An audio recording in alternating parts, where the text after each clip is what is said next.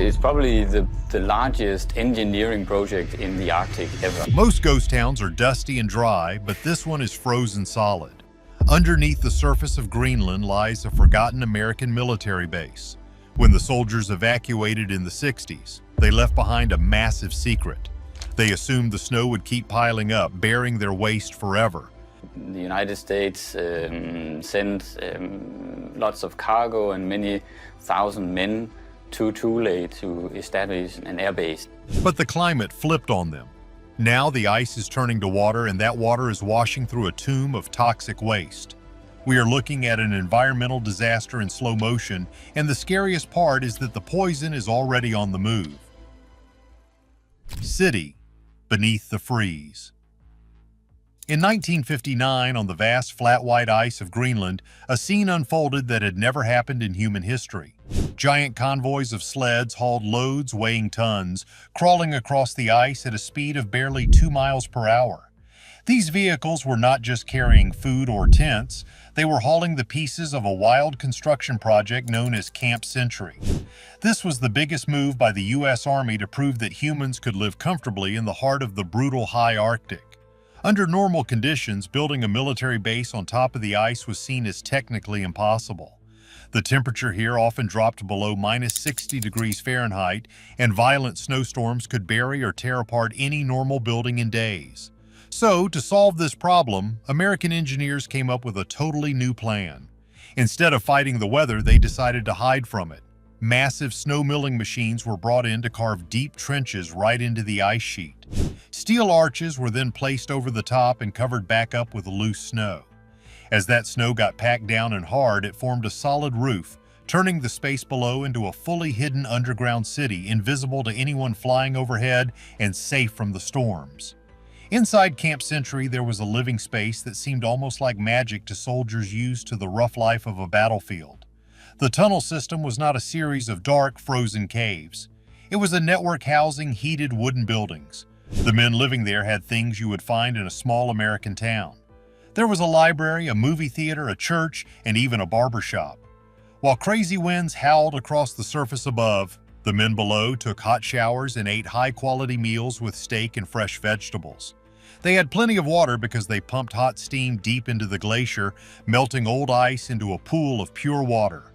At the heart of Camp Century stood the PM-2A nuclear reactor. This was the first time in history that a nuclear power plant was designed to be taken apart, moved, and put back together in the middle of nowhere. The reactor gave them electricity for lights and, more importantly, steam to heat the whole base. The fact that they had nuclear energy there was a huge symbol. It showed that modern tech could keep a society running anywhere on Earth, no matter how harsh nature was. Pictures of Camp Century were shown to the public as a wonder of science. People saw a safe, clean, and modern place. The official story was that the camp was for climate research and testing how to build in the Arctic. It was painted as a peaceful science mission. With its strong design and nuclear power, engineers said Camp Century could last for decades, maybe even longer. But the history books tell a different story. Despite being built to last, Camp Century was running for less than 6 years. By 1966, everyone was suddenly ordered to leave, and this high-tech base was left alone in the dark. The sudden closing of such expensive and successful project was strange, and it went completely against what they promised. But while the public saw a science station, the walls were hiding a much bigger secret. Frozen missiles of war. While the outside world looked at Camp Century as a symbol of pure science, papers released years later showed a very different reality buried deep in Pentagon files. Camp Century was actually just a small test for a huge and risky military plan known as Project Iceworm. The real goal here was not to check the weather. It was to turn Greenland's ice sheet into a missile launch pad that could not be destroyed. The plan was to keep the United States safe if a nuclear war ever started with the Soviet Union. Back then, they worried that missiles sitting in holes in the ground were too easy for the enemy to spot and blow up. Nuclear submarines were good, but they had trouble talking to base and knowing exactly where they were. Project Iceworm was supposed to be the perfect fix. The plan called for building a giant tunnel network stretching roughly 2,500 miles. It would cover an area bigger than 50,000 square miles beneath the ice. Inside this maze, the U.S. military wanted to put 600 medium-range nuclear missiles on moving trains. The whole idea of Project Iceworm relied on surprise and staying hidden. Missile trains would move all the time through the ice, shifting between thousands of launch spots.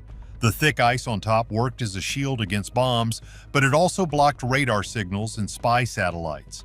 An enemy would never know exactly where the nuclear warheads were at any given second, making it almost impossible to stop them before they launched.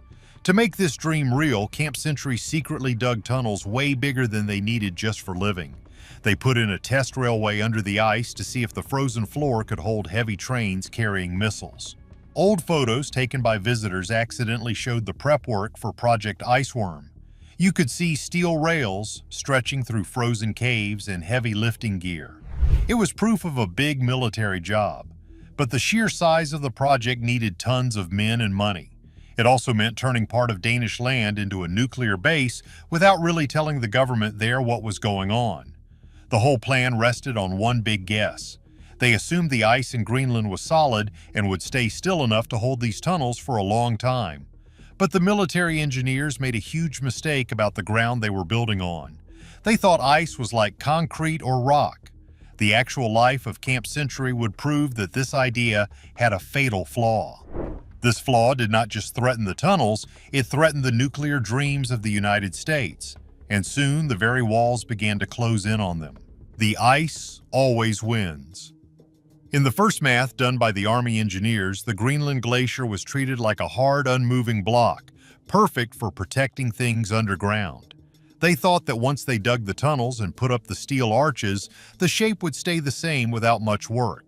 At the time, they did not fully understand how glaciers work.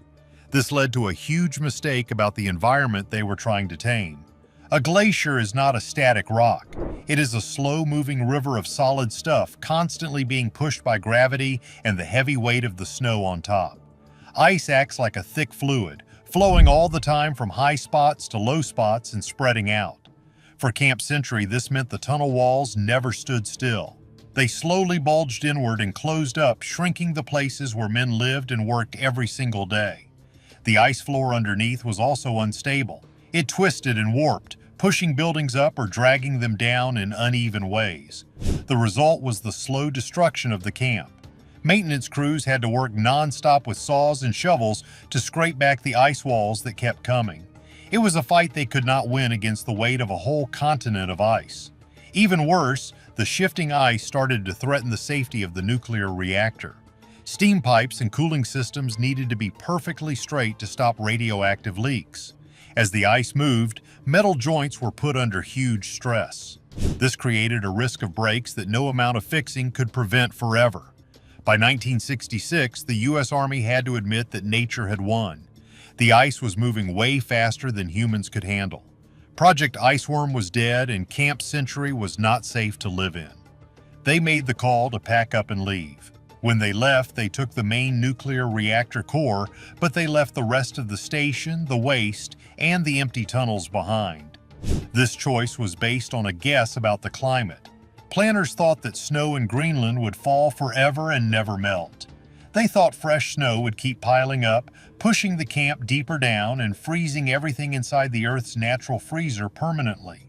The safety of the trash they left at Camp Century depended completely on the Arctic staying cold.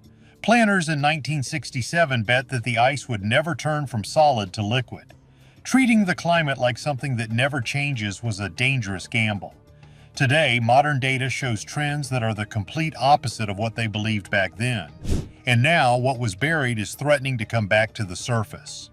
A toxic time bomb. When modern scientists went back to the old records and used radar to look through the ice, they found more than just an empty ghost town. They found a stash of dangerous materials sleeping in the dark. Camp Century was not just an old building, it was a huge, untreated trash can. Papers that were once secret showed the exact numbers of what was left behind, and it paints a scary picture. The first part of this waste pile is fuel.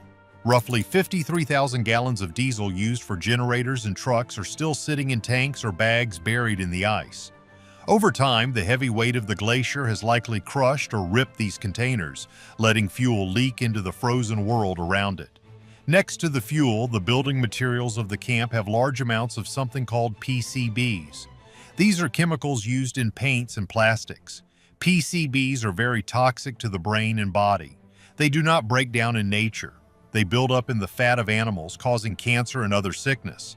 But the most dangerous and hard thing to handle is the radioactive liquid waste. While they took the solid uranium fuel home, the reactor made a lot of radioactive cooling water while it was running. Instead of packing this up and taking it away, the rules back then said they could just dump it into deep holes in the ice. Engineers thought the radioactive water would freeze instantly and stay trapped forever. Because of this, a large chunk of radioactive ice now sits inside the glacier. There is no wall or box around it. The only thing keeping this waste safe is the fact that it is frozen. As long as the temperature stays below 32 degrees Fahrenheit, the poisons stay locked in the ice crystals, unable to move. Diesel, PCBs, and radioactive bits are stuck in the packed snow layer about 100 to 200 feet down. In solid form, they are not a threat right now. But the existence of this waste vault goes against what we know about climate change today. If the ice around the waste turns from solid to liquid because of rising heat, the lock on the vault breaks. Meltwater does not just let the toxins loose, it acts like a delivery system, carrying them into the water cycle. The safety of this whole thing relies on the one thing that is changing the fastest on our planet. In a normal polar ice sheet, snow falls, packs down, and stays ice. Water is rare. It might appear for a bit in summer on top, but then it freezes again. This keeps things buried deep down dry and safe. But in recent decades, rising global heat has messed up this balance. Data from space shows that melt zones are getting bigger and going deeper into the ice. Instead of flowing off the top, water is sinking down through cracks. It creates giant pools of liquid water inside the glacier itself. This means liquid water is staying liquid even when the air outside is freezing. When this water gets down to the depth where Camp Century is, it stops being harmless. It becomes a carrier for poison. The water warms the ice around it, melting it from the inside. It starts to mix with the rusting diesel barrels, dissolve the PCB chemicals, and blend with the radioactive ice. The result is an underground river of toxic sludge. Unlike solid waste that sits still, liquid waste moves. Gravity pulls it toward the edge of the ice sheet. Models predict this flow will eventually spill into the ocean near the coast. This is the same water where seals, fish, and birds live. These animals are the main food for the people living there. Once poisons like PCBs and radiation get into the water, they get into the food chain. Plankton eat it, small fish eat the plankton, and it builds up until it reaches dangerous levels in big fish and humans.